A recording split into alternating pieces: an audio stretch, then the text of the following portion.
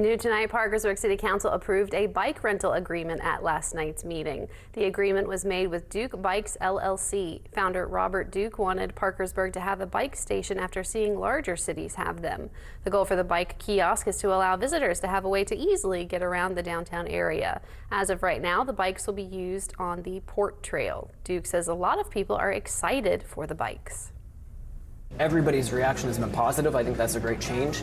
I think, in general, you want to have things in the community that everybody agrees on. And, if you're building something yourself that is built here, completely custom, I think that does that. Whereas a lot of the political issues or such, there's really no winning over people. But it's easy to win people over on a positive thing.